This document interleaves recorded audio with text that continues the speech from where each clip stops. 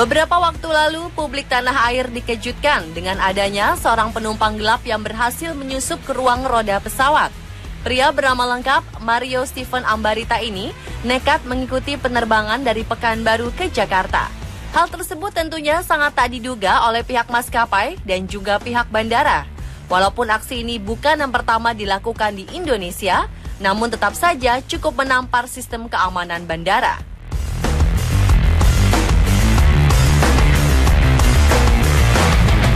Mario Stephen Ambarita menyelinap ke ruang roda Garuda Indonesia GA177 dari Bandara Sultan Syarif Qasim II saat pesawat tersebut akan tinggal landas menuju Bandara Soekarno-Hatta, Cengkareng pada Selasa 7 April 2015. Mario nekat masuk ke ruang roda pesawat Garuda setelah mempelajarinya terlebih dahulu. Berdasarkan pernyataannya, Mario sering membaca informasi mengenai cara masuk ke pesawat secara ilegal di media-media sosial. Selain itu, Mario juga telah mengamati kondisi Bandara Sultan Syarif Qasim II untuk melancarkan niatnya. Ia paham betul kapan waktu yang tepat untuk naik ke dalam ruang roda pesawat tanpa diketahui siapapun. Sekitar pukul 3 sore, pesawat menuju runway Bandara Sultan Syarif Qasim II untuk tinggal landas. Pada saat pesawat berhenti, Mario segera berlari dan memanjat ke ruang roda pesawat. Sekitar pukul 16:30 pesawat mendarat. Saat itulah petugas Bandara Soekarno-Hatta melihat Mario terhuyung-huyung keluar dari ruang roda pesawat. Pria berusia 22 tahun ini keluar dengan kondisi masih labil, jari-jari membiru dan telinga mengeluarkan darah.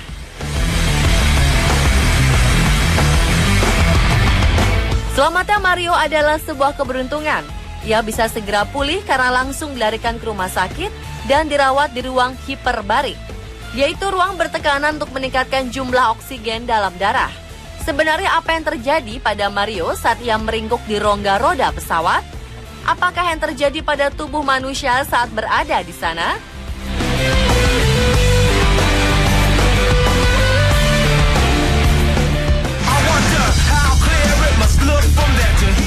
Terbang dengan ketinggian berpuluh ribu kaki tanpa alat pengaman apapun bisa sangat membahayakan tubuh manusia, bahkan bisa menyebabkan kematian. Rata-rata penerbangan komersial terbang dengan ketinggian 25.000 sampai 38.000 kaki di atas permukaan laut. Dengan ketinggian tersebut, tidak ada manusia yang bisa bertahan hidup tanpa adanya alat pengaman seperti yang disediakan di dalam kabin pesawat. Kemungkinan terburuk yang terjadi ketika secara ilegal masuk ke dalam roda pesawat adalah terlempar ke daratan. Tercatat, 2 orang telah mengalami peristiwa tragis ini saat melakukan hal yang sama dengan Mario.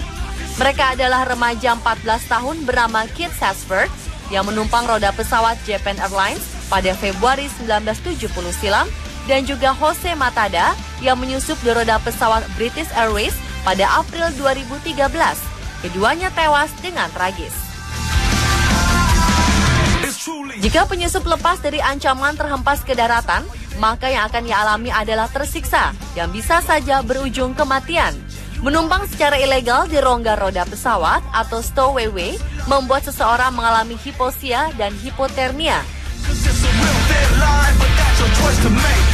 Ketika pesawat naik ke ketinggian, maka kadar oksigen akan kian menipis. Ini akan membuat tubuh kekurangan oksigen atau hipoxia. Kondisi hipoksia akan menyebabkan rasa lemas, tremor, hilang kesadaran, tak mampu melihat, dan bahkan kematian. Manifestasi dari hipoksia dapat berupa badan yang membiru. Inilah yang dialami oleh Mario. Kondisi hipoksia juga menyerang pada otak. Dampaknya dapat menyebabkan kerusakan sel-sel atau jaringan otak baik temporer atau permanen. Sebagai akibatnya, orang tersebut akan meracau atau akan susah mengingat sesuatu.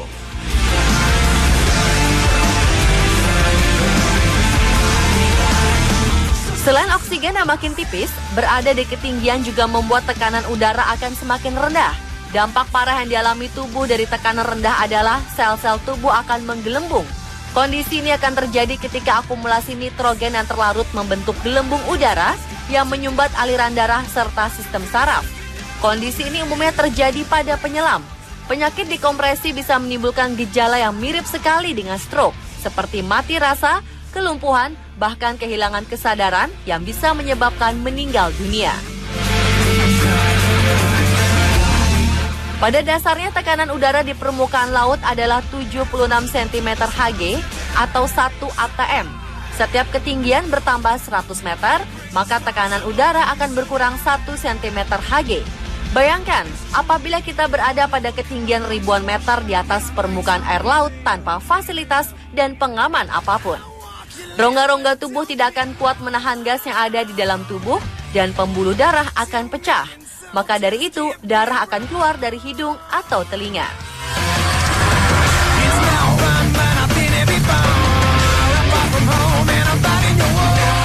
Saat itu pesawat GA177 terbang selama 1 jam 10 menit dengan ketinggian jelajah 30.000 hingga 40.000 kaki.